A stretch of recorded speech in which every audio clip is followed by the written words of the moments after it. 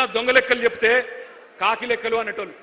కానీ ఇవాళ అందరూ కాకి లెక్కలు కాదు కాంగ్రెస్ లెక్కలు అనే పరిస్థితి వచ్చింది. ఎందుకంటే నేను అడిగిన శాసనసభలో కూడా, అయ్యా ఎన్ని ఉద్యోగాలు ఇచ్చినారు మీరు కరెక్ట్గా చెప్పండి అని. శాసనసభ సాక్షిగా కాంగ్రెస్ ప్రభుత్వమే చెప్పింది 16,978 ఉద్యోగాలు మాత్రమే ఇచ్చామని. కానీ అందులో కూడా రీనోటిఫికేషన్లు తీసేస్తే, కేసీఆర్ ప్రభుత్వంలో ఇచ్చిన నోటిఫికేషన్లను రద్దు చేసి తిరిగి ఇచ్చిన వాటిని తీసేస్తే 10,000 ఉద్యోగాలు కూడా ఈ 2.5 సంవత్సరాల్లో రేవంత్ రెడ్డి ప్రభుత్వం ఇవ్వలేదు.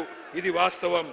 కానీ ఇంకా సిగ్గు లేకుండా పిసిసి అధ్యక్షుడు చెప్తున్నాడు మహేష్ గౌడ్ గారు, మేమెన్నడూ చెప్పలేదు ఏడాదిలో 2 లక్షల ఉద్యోగాలన్న మాట ఎన్నడూ చెప్పలేదని మహేష్ గౌడ్ గారు చెప్తున్నాడు. బట్టి విక్రమార్క గారు ఉప ముఖ్యమంత్రి చెప్తున్నాడు నిరుద్యోగ భృతి హామీ 4,000 ఇస్తామన్నది మేము ఇయ్యనే లేదు అని ఆయన బొంకుతా ఉన్నాడు. ఈ మహానుభావులు ఏమేం చెప్పినారో గుర్తుందా? కాలేజీ అమ్మాయిలకు స్కూటీలు ఇస్తామన్నారు.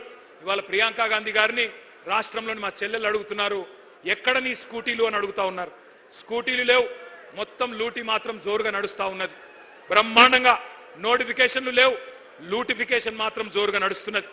భూముల లూటిఫికేషన్, బూడిద లూటిఫికేషన్, ఇసుక లూటిఫికేషన్, అట్లాగే బొగ్గు లూటిఫికేషన్, బ్రదర్స్ లూటిఫికేషన్, బామ్మర్ది లూటిఫికేషన్, ఇది మాత్రం బ్రహ్మాండంగా నడుస్తూ ఉన్నది. మరి అనుకోని బాధ ఏమున్నది, అనుకోని లాభం ఏమున్నది? ఇప్పుడు అసలు సీటు మీద కూర్చున్నాడు ఎవడు? ఓటుకు నోటు దొంగ.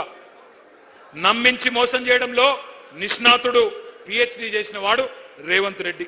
అప్పుడు ఓటుకు నోటు, ఇప్పుడు ఓటేసినోడికి వెన్నుపోటు. గోల్మాల్ తిప్పి పోలింగ్ బూతులలో మీతో ఆ రోజు ప్రచారం చేయించుకొని ఇవాళ మీరు మాట్లాడుతుంటే బూతులు తిడతా ఉన్నాడు. 20,000 పోలీసు ఉద్యోగాలు ఖాళీలున్నాయి, నింపాలి అని చెప్పి మీరందరూ దిల్సుఖ్ నగర్ లో ఆందోళన చేస్తుంటే ఇవాళ రేవంత్ రెడ్డి అంటున్నాడు, మీరు ఎండ్రిన్ దాగి సచ్చినా బాయిలో దుంకినా నేను ఇయ్యను గాక ఇయ్యను అంటున్నాడు. నీ అయ్య జాగీరా, నీ అయ్య సొమ్మ, ఎందుకు ఇయ్యవు? కేసీఆర్ గారు 48,000 పోలీసు ఇచ్చినప్పుడు ఎందుకు ఇయ్యవు నువ్వు? నీ అయ్య జాగీరా నేను అడుగుతా ఉన్నా. ఉద్యోగాలు అడిగితే ఎండ్రిన్ దాగి చావమంటావా? దమ్ముంటే రేవంత్ రెడ్డి సెక్యూరిటీ లేకుండా రేపు విఎం గ్రౌండ్ కు రా పొద్దున. ఎవడు బతకాలో ఎవడు సావాలో ఎవడేందో మా పోలీస్ అభ్యర్థులే తెలుస్తారు. నేను అడుగుతా ఉన్నా ఇంకొక మాట, వాళ్ళ మీరు మాత్రమే కాదు, టీవీలలో, పేపర్లలో, సోషల్ మీడియాలో, మరి ఇవాళ ఈ సభ మీరు మాట్లాడిన మాటలు విన్న తల్లిదండ్రులను కూడా నేను అడుగుతా ఉన్నా, ఈ విద్యార్థుల తల్లిదండ్రులు, ఈ నిరుద్యోగుల తల్లిదండ్రులను నేను అడుగుతా ఉన్నా, ఎవరికి ఓటేసినామో ఎవరిని ఎన్నుకున్నామో ఇప్పటికన్నా మీకు అర్థమైందని నేను అనుకుంటా ఉన్నా. మీరు పొలాలకు నీళ్లు అడిగితే కోసి నెత్తురు జల్లుకోండి అంటున్నాడు. మీ బిడ్డలు కొలువులు అడిగితే ఎండ్రిన్ దాగండి, బాయిలో దుంకండి అంటున్నాడు. ఎట్లాంటి ఉన్మాద పార్టీకి, ఎంత కావురం, ఎంత అహంకారం తలకెక్కిన దుర్మార్గుడికి మీరు ఓట్లేసినారో ఈ పాటికన్నా మీకు అర్థమైందని నేను అనుకుంటా ఉన్నా.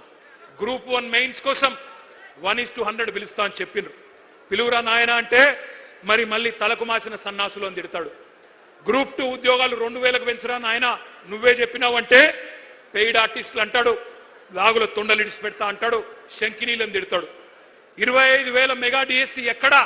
దగా డిఎస్సి చేసినావు నువ్వు, మెగా డిఎస్సి కాదు ఇచ్చింది అంటే మళ్ళీ నీ గుడ్లు వీకి గోటీలాడతాను చిల్లర మాటలు మాట్లాడతాడు. వయో పరిమితి ఆనాడు కేసీఆర్ గారు పెంచిండ్రు, నువ్వెందుకు తగ్గించినావు, అట్లే ఉంచు అంటే దాని మీద స్పందన ఉండదు. ఎందుకింత అహంకారం, ఎందుకింత బలుపు? ఈ అవమానాలు, ఈ అవహేళనలు మర్చిపోతారు తెలంగాణ పిల్లలు అనుకుంటున్నావా రేవంత్ రెడ్డి? ఎన్నికలకు ముందు మళ్ళొక గారెడి చేస్తా, ఏదో ఒక మాట చెప్తా, అంతా మాయా మస్తీంద్ర చేయొచ్చు, గాయబ్ చేయొచ్చు అనుకుంటున్నావా? గుర్తుపెట్టుకో, ఈ పిల్లలు సామాన్యమైన పిల్లలు కాదు.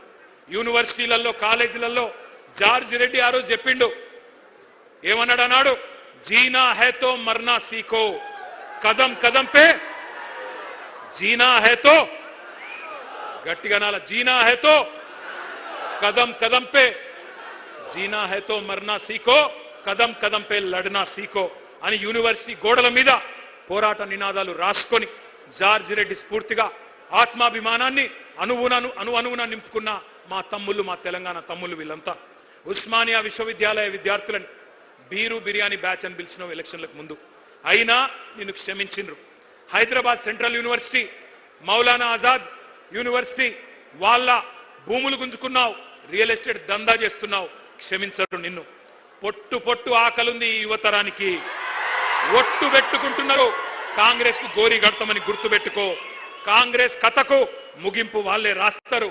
నీ క్లైమాక్స్ హిట్లర్ కంటే దారుణంగా ఉంటది రేవంత్ రెడ్డి, గుర్తుపెట్టుకో. పెద్ద పెద్దోళ్ళు నీలిగినోళ్ళు చాలా మంది మాట్లాడినోళ్ళు ఎక్కడెక్కడో పోయినారు. ఇవాళ 10 ఏళ్ల కాలంలో మేము కొంత ప్రయత్నం చేసినాం, సిన్సియర్గా చేసినాం, చాలా సిన్సియర్గా నిజాయితీగా పనిచేసినాం. ఎన్నడూ యువతను కించపరచలేదు, చులకన చేసి మాట్లాడలేదు. నీళ్లు నిధులు నియామకాలు మా ఉద్యమ ట్యాగ్ లైన్. అందుకే మన కొలువులు మనకే దక్కాలి అనే అది నిజం చేయడానికే కేంద్రంతో యుద్ధం చేసినాం. మీకు ఒక్క మాట తెలవాల తమ్ముళ్ళు, కేసీఆర్ గారు పెద్దలు తెలంగాణ సాధించిన నాయకుడు, చావు నోట్లో తలబెట్టి మనకు రాష్ట్రాన్ని ఇచ్చిన నాయకుడు. ఆయన మీకోసమే కొత్త జోనల్ సిస్టమ్ తేవడానికి 2.5 సంవత్సరాలు కష్టపడ్డాడు. ఇక్కడి కొలువులు, ఇక్కడి ప్రభుత్వ ఉద్యోగాలు మన పిల్లలకే రావాలని 95% స్థానిక రిజర్వేషన్ చేయాలని చెప్పి శాసనసభలో బిల్లు పాస్ చేసి ఢిల్లీకి మోడీ దగ్గర పంపినాడు.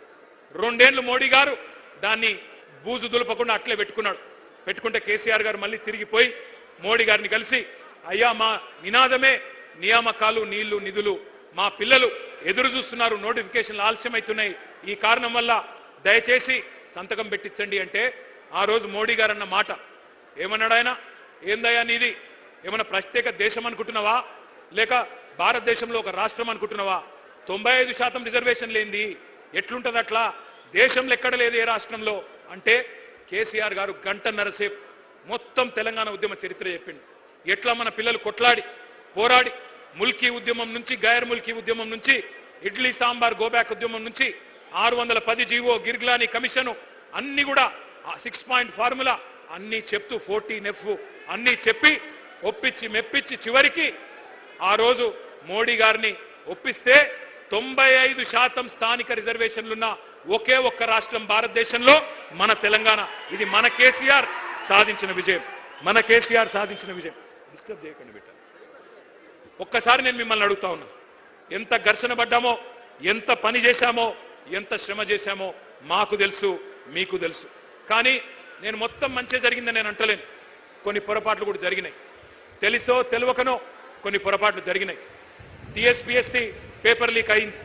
పేపర్ లీక్ అయితే కాంగ్రెస్ ఓడో బీజేపీడో పట్టుకోలేదు, మన ప్రభుత్వమే పట్టుకుంది. మీడియానో ఇంకెవరో పట్టుకోలే, మన ప్రభుత్వమే పట్టుకొని వాళ్ళని శిక్షించింది. కానీ మీకు కోపం వచ్చింది, కొద్దిగా ఇంకా గట్టిగా ఉండాలి, ఆ బోర్డును రద్దు చేయాలి, ఇంకా ఆ రోజు స్ట్రిక్ట్గా ఉంటే బాగుండదన్న కోపం మీకు కూడా వచ్చింది. అందుకే నేను అంటున్నా, మీ ఆవేదన మాకు అర్థమైంది, మీ ఆరాటం అర్థమైంది, కొన్ని పొరపాట్లు జరిగిన విషయం కూడా మాకు అర్థమైంది. వాటిని సవరించుకునే సత్తా కూడా మళ్ళీ బీఆర్ఎస్ కు మాత్రమే ఉంది. ఆనాడు చెప్పినాం, ముందు చెప్పాం, ఈ రోజు కూడా చెప్తా ఉన్నాం. ఎప్పుడు ఎవరు అడిగినా, ఏ వేదిక ద్వారా అడిగినా చెప్తాం. 9.5 ఏళ్లలో ఆ రోజు మన ప్రభుత్వం, కేసీఆర్ గారి ప్రభుత్వం చేపట్టిన నియామకాలు 2,32,308 పోస్టులు. ప్రక్రియ పూర్తి చేసి భర్తీ చేసిన జాబులు 1,60,083 ఉద్యోగాలు. ఒక్కసారి ఆ స్లైడ్ వేయాలని చెప్పి నేను కోరుతా ఉన్నాను. నేను ఇవాళ ఈ వేదికగా ఇవాళ నేను కాంగ్రెస్ ను, బీజేపీని కూడా సవాల్ చేస్తా ఉన్నా. భారతదేశంలో ఒక దశాబ్ద కాలంలో కోవిడ్ వచ్చిన అత్యధికంగా ఉద్యోగాలు సృష్టించిన రాష్ట్రం